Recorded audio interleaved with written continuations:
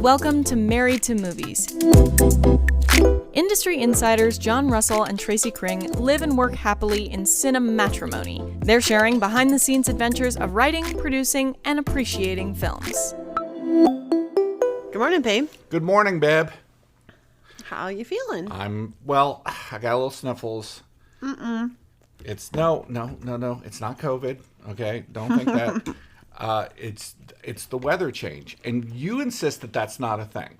That when the weather changes, you don't just normally get the sniffles or No, that's not what I'm saying.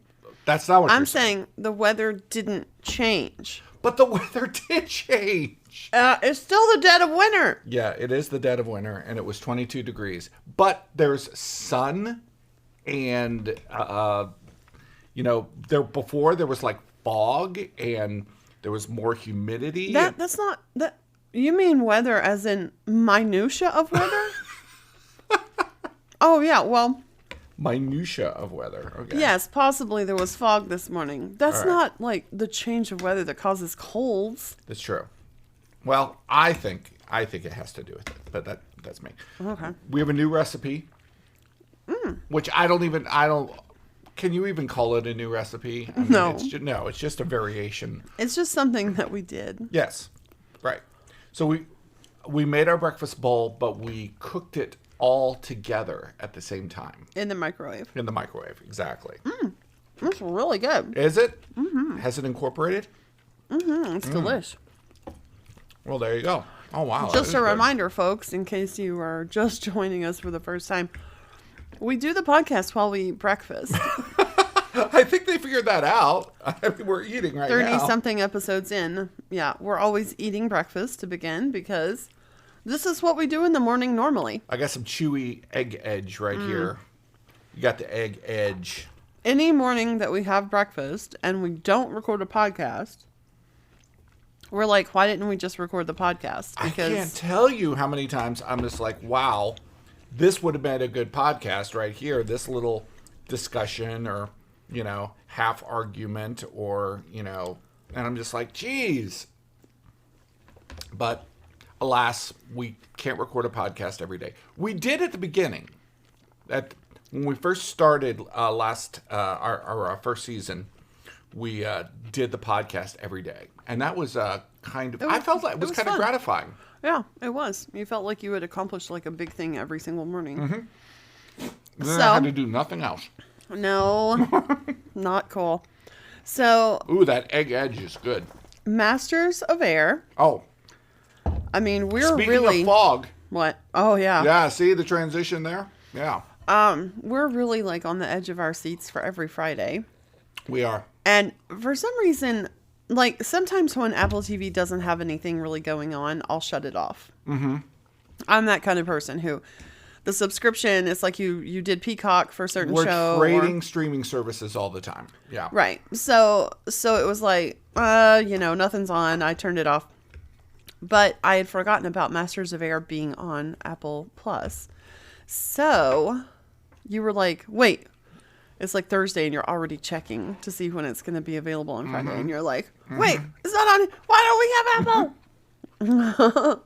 And we had to. So I turned it back on immediately. Yeah, we had to get back on. Yep. And this last episode, basically the whole episode was dedicated to this one mission. And it got fucked up. Well, they thought they were being really smart. They were like, okay, guys, I'm going to lay out this really amazing plot. Mm-hmm. This plan we got to, what was it? Bomb a bearings plant? Ball bearings, yes. Yeah, they were going to bomb a ball bearings plant. It's all done with ball bearings. That was from Fletch for you folks. It's all done with ball bearings. It's all ball bearings. Each group of planes has to take off at a certain time, and they all have to be in a certain fashion. There were 3 squads all over the place, and they were all supposed to coordinate together so that they could protect each other. Well, there was a really heavy fog. It didn't work. And instead of just going, okay, this is not happening. This is not working. They were like, yeah, we're going to do it anyway. And no, it was so dumb. it's like, oh, like, man. Is that really what people like in the military are doing? You wake up, there's fog. Everything's getting delayed. Like, why does the ball bearings plant have to blow up today? Mm-hmm. Why? Mm-hmm. Do it tomorrow. Mm-hmm. Or, like, don't let people take off when it's, like, foggy. And you're hanging them out there to dry. Hanging them out to dry, man. I was like, oh, they took off in the fog, but these people can't take off in the fog. Yeah. So now their backup is, like, got not there. absolutely decimated. They got, but as they're taking off, the guy goes, we're sending them into hell. Yeah, and it's, like, only 11 of Here's the a 21. thought, don't send them. Don't send them into hell. How about that? I don't know. You know what? What a concept. Your plan really doesn't work now. Right. So it's time for a new plan, you fucking morons. This is true. But it was crazy. There was like this one shot where there were like planes and pieces of planes and people and parachutes, and it was like confetti but human flesh. It was crazy. Oh, like this dude was like flying through the air and hit into their propeller and was like spaghetti. I really hope that when you do your different clips of the show, that it was like confetti but human flesh is one of the things. One of the things I put in. Exactly. Because I'm just wondering, how are people going to react to that? Especially during the opening of Masters of Air. Right. And some of the shots in the show. Right. I'm getting a Battlestar Galactica feel. Mm-hmm. Mm-hmm. Like that shot you're talking about with like, it was kind of slow-mo and everything was falling apart. Right. And it was like fire and everything. That's so Battlestar. The opening is completely Battlestar Galactica. What's up with that? Well, I mean, Battlestar Galactica, we're talking about the remake, folks. We're not talking about the Lauren Green one. All right. Is in my opinion, one of the greatest series ever made. It's an amazing series. I mean, all the way through it, even does some people have serious issues with, Eden and angels and Adam and Eve and all that. I get really, end, but I get really annoyed when people that I know would love Battlestar Galactica will not watch it. Right. Because it's a sci-fi series. We'll be looking on every other streamer and nothing like strikes our fancy and we'll just turn it to Pluto. Mm-hmm. Because it's like, it's already been selected for you. Mm-hmm. It's like it's happening live. It's like live streaming. I do like that idea that on Pluto you are, it's more like cable, where it's like, okay, this is on, okay, right. and I can watch it or not watch it, as opposed to, because I feel like how much you want to watch something has to be, to actually pick it and to stream it, That's it a has lot. to be a lot. But to watch it when it's already going. Already going. Yeah. It's a different commitment. You insist on calling it. The way that you pronounce it is Pluto. As if it's like a French channel. Pluto. I don't say it like it's a French channel. I just say Pluto. I say Pluto. It's like Pluto. Pluto. Pluto. No, it's not Pluto. It's Pluto. I'm not saying Pluto. I'm saying Pluto. Pluto. Pluto. And it has like really old sitcoms. Family Ties. I love Family Family Ties, man. I've always loved Family Ties. We called my little brother Alex P. Keaton when, he was a kid. That reminds me of that Michael J. Fox documentary. Oh, that yeah. was so good. The Michael Still. Still. Yes. God, that's good. It was. That has some of the best editing when he's working Family Ties when Back to the Future. Their reenactments they did amazing in that are unreal. It felt like you were watching like documentary footage when he was like, okay, he worked all day on Family Ties and then he goes to the Back to the Future set. Then he comes home. Somebody drives him home. He sleeps for like two hours, and they then wake he's him back up. to the Family Ties. Yeah. No, it was insane. It was insane. Oh, speaking of documentaries, The Greatest Night in Pop. Oh my gosh! Did you know I've watched it twice, and I've thought of it so much. You get Lionel Richie and Michael Jackson and Michael was just supposed to write the song. right With Lionel Richie, and actually Stevie Wonder was supposed to help, but he was busy. Yeah, exactly. Stevie kind of comes off a little bit flaky in that, where he just like shows up at the recording session and he thinks that they're writing the song and they're already recording it. Right. No, but Stevie's amazing. And like, Well, Stevie saves the day with thank God Bob for Stevie. Dylan. My God.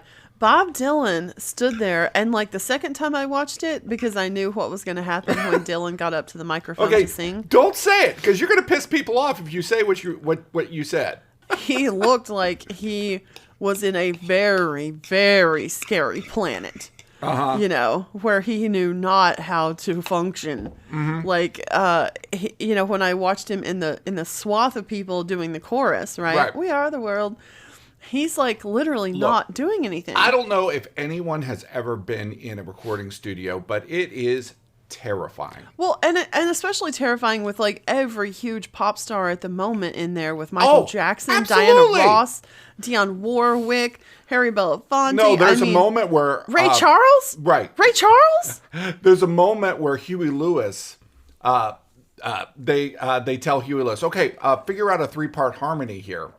And he's like, I've got to basically come up with a harmony to do With Cyndi Lauper, Kim Carnes. and Kim Carnes on the spot. And With all these people everyone are like watching. looking at me, Yeah. seeing what I come up with. No, and it's Huey was terrifying. great. Huey Lewis was great, and he took Prince's lines Mm-hmm. because Prince refused to come. They had a brilliant idea of doing the song, recording the song right after the AMAs, because so Right. many of these pop stars were going to be in town. Yeah, the American Music Awards, right. Well, back then, that was like a really big That was a thing. big deal. Yeah, the American Music Awards were The big. American Music Awards was like as big as the Grammys back Right, then, but right. it's just like No. I feel like it's country music now. I don't even think there's a thing I don't even now. know if it is it. Yeah, I mean, they may still do it, but it's nowhere near as big. There's a thing. like the Country Music Awards, the CMAs. Speaking of the Grammys, you didn't watch it, but it was fantastic. I haven't watched it. It was like one of the best Grammys,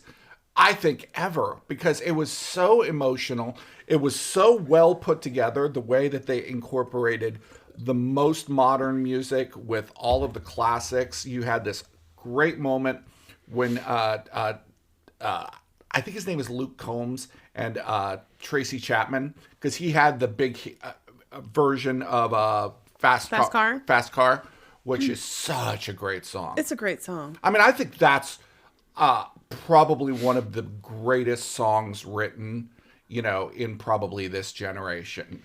I would just listen to the lyrics, and it tells such a story. Oh, it's just such a beautiful, and it's so full of devastating, emotion. Just the feelings of desperation and poverty, but still there's a hope. Yeah. There's a hope there. I mean, I would put that song up there with like Yesterday and Bridge Over Troubled Waters and those. It's so good. So, and then Tracy Chapman was there, Yeah. which was incredible. She like never does this. Wow. And then there was in the In Memoriam segment, Annie Lennox did Nothing Compares to You. Oh, yeah. And she did it with Wendy and Lisa from Prince. Oh, interesting. Because Prince was the writer. Right. Right. Interesting. Yeah, it was cool. That's awesome. Yeah. Oh, I gotta look that up. Yeah. It was really, really cool. And of course, probably the highlight of the whole night was Joni Mitchell, who had a stroke, right? A few years ago. I mean, you thought she was dead. I mean, Jesus. I mean, she's already very old. Yeah, exactly. And yeah, it's hard to come back from at that age. So she relearns to walk, she relearns to talk, and she relearns to sing, and she appears and she sings, and she's great. Wow. I mean, she's not like she was in 1970, No. but she has found a way to communicate the song in the most beautiful, heartfelt way. Wow. Yeah, and she was great. Oh, and then Celine Dion came on at the very, very end. But she's having some bad trouble. No. Yeah, she has something called stiff man disease. She is turning into stone, basically. Yes, exactly. Yeah. And so she walked on, and she was the one that gave Taylor Swift her album of the year honor. Wow. Yes. Like every night, we're looking for something, right? Yeah. So I think it was on Netflix. We found The Nest. Oh. Yeah. Oh my God, The Nest. I love Carrie Coon. Mm-hmm. Yeah. Big fan. The Leftovers. The Leftovers. The Gilded Age. Yeah, okay, Gilded I love Carrie Coon. Yeah. I Carrie love her Coon. voice. She's really interesting. I think one of the things that I find very sexy about women is like their voice, and Carrie has that voice. Well, and she was playing kind of a sexy part. I've never seen her do this, where she was like, she was fully nude. Yeah, she was like, she and it's Jude Jude Law Law were boning, and Jude Law, come on, Yeah. I'm fully in on that. So two great. And she also had longer hair, which I've never seen her do. Okay, Yeah. so we're watching, it's like 15, 20 minutes in, nothing's going on. We have no idea what this thing is. We have no about. idea. Yeah. And that's something it that sounds really... like a horror movie. The Nest, Well, that's one of the things that I like snapped at you, because you were like, I don't know, what's it about? Like I'm like, oh, you want to watch this? And you're like, I don't know, what is it about? And I'm like, who cares? Wait a minute. Who cares what it's about? How is that a weird question? No, like, I who mean, cares? everybody wants to know what something is about before But they why? watch it. Like, why don't you just watch it and Maybe find you're out? not in the mood Discover. for, some sort of dark cancer story. We're so evolved as movie goers that it's impossible to trick us anymore almost. So, like, what little mystery you can have about something, why not create it? Like, Right. I don't want to read the synopsis. I want to see a picture and say, okay, let's try that. That's all. I feel like that's dangerous. The more you're tell me, watch a bunch of crap that way. That's fine. You can turn it to something else. The more that I find out about a film, the more critical I get about watching it. I talk myself out of it. It's like, that picture looks interesting. That title is interesting. And then it's like, oh, well, who's in it? Well, nobody I know is in it. Oh, what's it about? Oh, yeah, it sounds like I'm going to have to read subtitles. And like, you just talk yourself out of it. Right.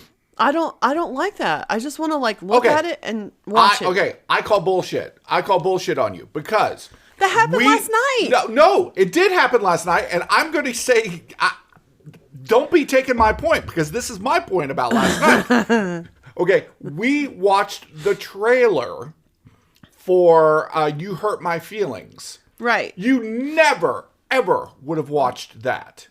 No, okay. This and is you watched the trailer, and the trailer was so good, it made you want to watch it. You made me choose between two films. I did make you choose between because two films. Because we were going to watch you either Past Lives or You Hurt My Feelings. Based on the pictures, I would have watched Past Lives, which is actually like up for an Oscar, and that would have fit within my goals to watch Oscar films this year. Right.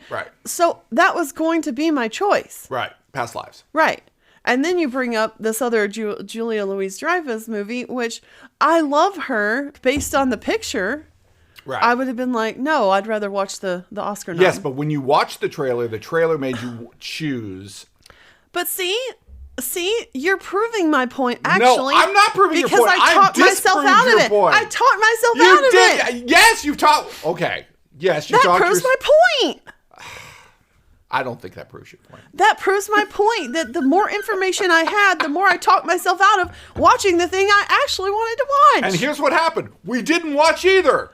Yeah, we goofed off on TikTok and on Instagram and stuff, and then it got too late. Why does that happen? Okay. But we will. We will watch those movies, and we will. Okay, but The Nest. Okay, The Nest. Okay, The Nest. We're watching it. You start getting bored, and you start looking it up on IMDb. Yeah. And I have a hard time with Carrie Coon because I always think she's this other actress too. Anna Torv, right? Okay. Anna Torv is awesome. Love her too. They look the same. Okay, who's Anna Torv? She's from Mindhunter. Oh, yeah. Love her. She looks the same. Oh my God, she does look the same. Last of Us. She's the one in Last of Us, not Carrie Coon. Wait. Was it Carrie Coon or Torv that was in that movie Boston Strangler? Uh-oh. Which one was it? I think that's Carrie Coon. I think it is. Which one was it? I think it's Carrie Coon. She was in Boston Strangler. Okay. Because I can't tell which one of those was in that. Hold on. I'm gonna... that was a pretty cool movie, by the way. That was a pretty cool movie. Hold on. I'm gonna... Okay, yeah, okay. So, yeah, you're looking it up. But, yes, the next... Yes, Carrie Coon was in the Boston Carrie Strangler. Coon was in it. Okay, She you was weren't in sure, though. Ghostbusters, the new one with the kids, the teenagers. Yeah, okay. And she was in The Post as the useless wife. Yes. Delivering sandwiches. Completely useless. Totally delivering sandwiches in the Post. Yeah. Well, you and I found, probably you found, on some rando channel, you know, I don't even know, like Plex or some weird ass channel like that. That's like Freevee or something. Right. This TV show, I think it only has one season, called The Newsreader. Yes. And that's Anna Torv, and it's kind of like... Right. It's very cool. It's like a period piece. It's like anchor people. Yeah. In the 80s. Yeah, it's like 80s local news in Australia. Yeah, and the guy who's like trying to become her like co-anchor, is gay, but she's super attracted to him and like wants to be with him. And she doesn't care. She doesn't care. Yeah. No, that is a great freaking show. Yeah. The Newsreader. I'm like looking you start around. reading reviews. I started from reading the reviews. I'm just like, and basically, I'm trying to get us to stop watching this because you're trying to talk me out of watching it.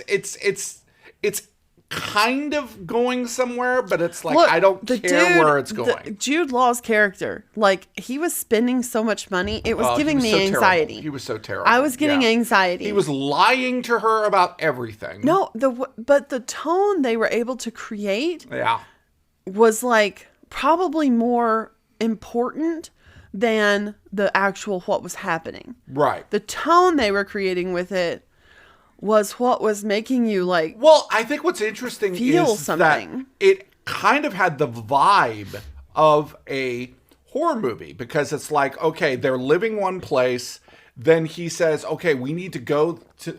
And he buys like this British estate. He rents it for a year. Yeah, right. There's giant definitely British ghosts there. And it feels like, okay, this is a horror that's going to happen. Well, but it's like personal horror. Review 1, slow burn. No. Anticlimax, no point. Waste of a bank holiday afternoon. The horses deserve an Oscar. The horses deserve an Oscar, okay. Cowardly storytelling. Thriller?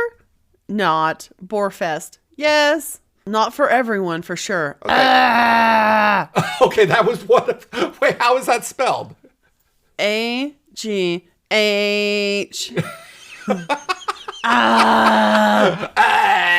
Okay. Hard to classify this film. Kept my attention. Very choppy directing, filming, and not much happens. Okay. Pointless and depressing. Yawn. Never really lifts off. A pointless slog. Pointless slog. I wanted to punch someone at the end. There you go. Now we're getting somewhere. A pointless slog where I wanted to punch someone at the end. Boring and genuinely made me hate horses. Okay. Snorefest, start to finish. Okay, don't waste your time. Worthless. This a huge feels bore. like it's all kind of all over the map. Starts, then flops. Waste of time. It's mostly I saw no negative point reviews. to it. I actually man. couldn't finish it. I fell asleep. Oh, yeah. I maybe made it 40 minutes. Yeah. We were 40 minutes. And is it something you would go back to? Okay, here's the thing. Yes, if I wanted to fall asleep. Ah, okay. There's another movie. If I know that I'm having some issues with insomnia, I'm having a hard time calming down. Okay. I can put this on and go fast asleep. What movie is that? Tinker, Tailor, Soldier, Spy. Okay. I really want to talk about Invasion of the Body Snatchers, the Donald Sutherland version. Okay. But not on this one, because we don't have time on this one, but on another one. Well, speaking of science fiction, we have to get to Origian. Oh, look at that segue. That segue. I'm hold on. On that segue. I'm like standing up and I'm like moving right and left and just Okay, going now everywhere. this is what that segue just did in my mind. Okay, when what you did it said do? that. No, it was like a girl at Mardi Gras. she lifted her shirt and her boobs came out. Like, that was the segue you just did. It was just like, whoa, that's a segue. Oh, I see. It was as if when you turned your head, you were not expecting boobs. Is what you're saying? Yeah, I was just like, I looked over. And I was like, hey, what's over here? Yeah, exactly. That was the kind of segue that was. If you want to actually watch the editing process, you can check that out on YouTube, on our YouTube channel, Married to Movies. YouTube, like Pluto. YouTube.